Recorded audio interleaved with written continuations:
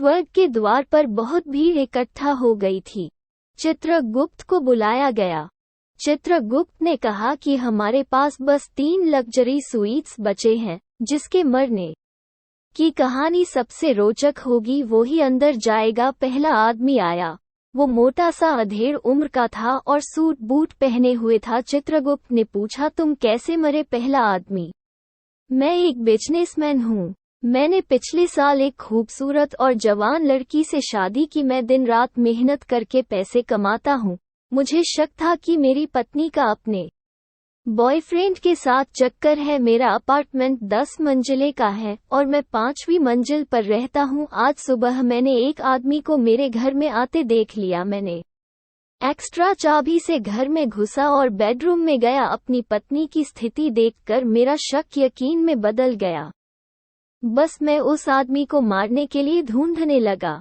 मैंने पूरा घर छान मारा पर वो नहीं मिला। तभी मैंने देखा कि वो अंडरवियर में मेरे बालकनी के रेलिंग से लटका हुआ है। मैं दौड़ के उसका हाथ छुड़ाने लगा ताकि वो नीचे गिर के मर जाए, लेकिन वो कमीना बड़ा सख्त जान निकला। वो हाथ छोड़ने का नाम ही नहीं ले रहा था। मैं दौड़ के एक हथौड़ी ले आया और उसके हाथ पर मारने लगा। इस बार उसका हाथ छूट गया और वो 5 मंजिल नीचे जा गिरा, लेकिन मैंने देखा कि वो लॉन पर गिरने की वजह से मरा नहीं है। मैं दौड़ के घर का फ्रिज उठा लाया और उसके ऊपर फेंक दिया। फ्रिज उसके ऊपर गिरा और चकनाचूर हो गया, लेकिन वो अभी भी जिंदा था। मुझे कुछ समझ नहीं आया और मैं भी ऊपर से कूद गया उसके ऊपर। पता नहीं क्या हुआ, मैं तो मरकर यहाँ आ गया। चित्रगुप्त ने कहा, तुम्हारी कहानी इंटरेस्टिंग है, अंदर आ जाओ। नेक्स्ट दूसरा आदमी जो जवान और गठीला था आया।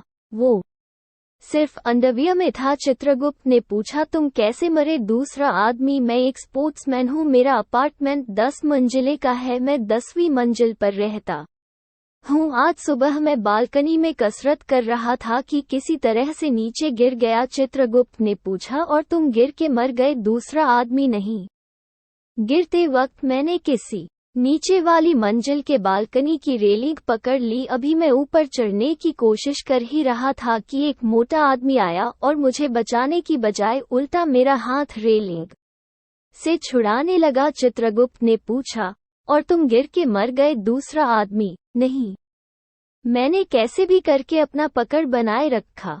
तभी वो कहीं से हथौड़ी लेके आया और मेरे हाथ पर ताबड़तोड़ हमला करने लगा। चित्रगुप्त ने पूछा, और तुम गिर के मर गए? दूसरा आदमी, नहीं, मैं नीचे लॉन पर गिरा। कुछ हड्डियां टूटी होंगी पर मरा नहीं। तभी वो पागल आदमी कहीं से फ्रिज उठा लाया और बालकनी से मेरे ऊपर फेंक दिया। चित्रगुप्त ने पूछा, और तुम दब के मर गए? दूसरा आदमी, नहीं, मैं फिर भी जिंदा था।